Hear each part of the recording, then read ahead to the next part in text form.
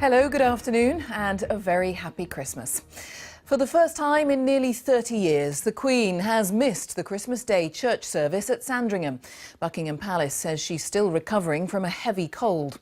Shortly, in her pre-recorded Christmas broadcast, the Queen will speak of drawing strength from meeting ordinary people doing extraordinary things. Our royal correspondent, Nicholas Witchell, reports. Morning service at Sandringham, part of the royal family's Christmas Day routine, but with one significant absentee this year, the Queen. While other members of her family, including the Duke of Edinburgh, gathered at the church, the Queen remained at Sandringham House, continuing to recover from what Buckingham Palace has described as a heavy cold. In a short statement, the palace said that she would take part in the family's Christmas celebrations. Her absence from the church service, the first time in many years she hasn't attended, is understood to be a precautionary measure. There is no sense of undue concern. Also absent from Sandringham are the Duke and Duchess of Cambridge and their children George and Charlotte. They attended church in the Berkshire village of Bucklebury, where they're spending Christmas Day with the Duchess's family, the Middletons. In her Christmas Day broadcast, recorded at Buckingham Palace several weeks ago, the Queen talks about inspiration. She reflects on the achievements of Olympic and Paralympic athletes from Britain and the Commonwealth, many of whom she met at a palace reception in October. And in this year, when the Queen has marked her 90th birthday, she'll refer to the inspirational work of the many charities with which she's been associated during her reign. She will talk also about the work of the many unsung heroes she meets around the country. Carers, community leaders and good neighbours. Ordinary people, as she puts it, doing extraordinary things. Back at Sandringham, the royal family, minus the Queen, left church led by the Duke of Edinburgh, to return to Sandringham House for Christmas lunch and then to settle down to watch the Queen's broadcast. Nicholas Witchell, BBC News. President Putin of Russia has ordered an inquiry after a military plane heading for Syria crashed in the Black Sea, killing everyone on board. There will be a national day of mourning tomorrow. Among the 92 people on board were members of the renowned Red Army Choir. From Moscow, Steve Rosenberg sent this report. This is one of the final images of the Tupolev 154 jet. It was taken by a journalist before he boarded the plane. The flight would end in tragedy. The aircraft crashed into the Black Sea. The Russians scrambled helicopters and ships, but the search became a recovery operation. There were no survivors. The plane had taken off from a military airfield near Moscow. It flew south, stopping in Sochi to refuel.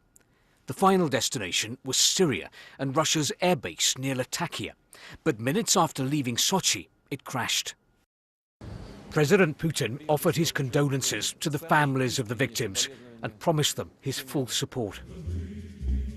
On board were more than 60 members of the Russian Army's famous song and dance ensemble, once known as the Red Army Choir. They'd been due to give a concert at the Russian airbase in Syria. Most civilian airlines have stopped using the Tupolev 154, once the workhorse of the Russian aviation industry.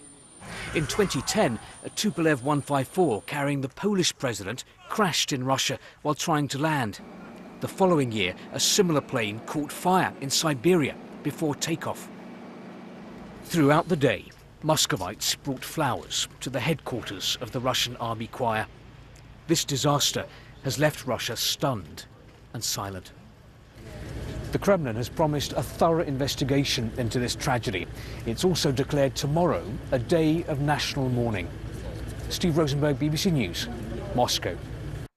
There's been a powerful earthquake in southern Chile. The US Geological Survey says it struck 140 miles southwest of the city of Puerto Montt and had a magnitude of 7.7.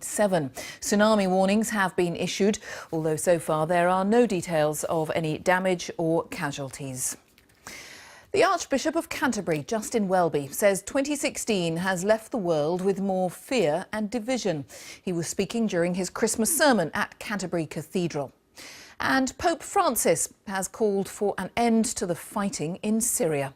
Our religious affairs correspondent Martin Bashir reports. Happy Christmas.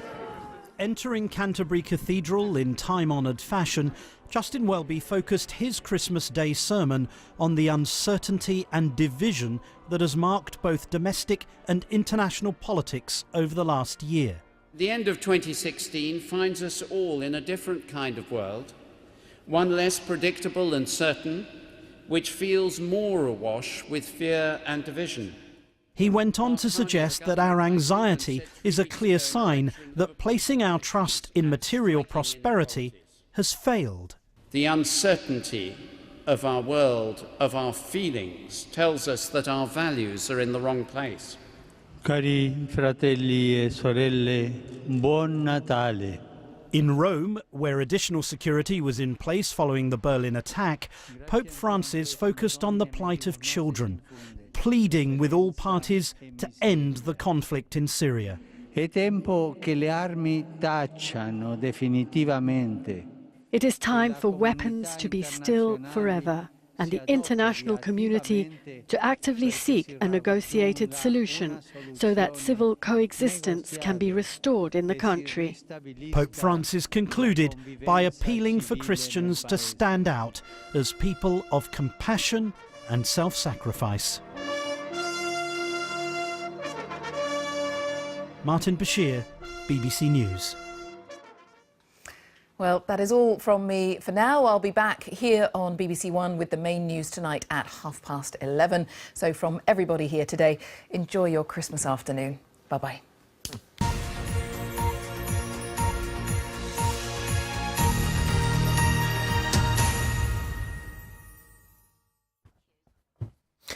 While you've been tucking into your nice Christmas lunch, the temperatures are shooting up outside.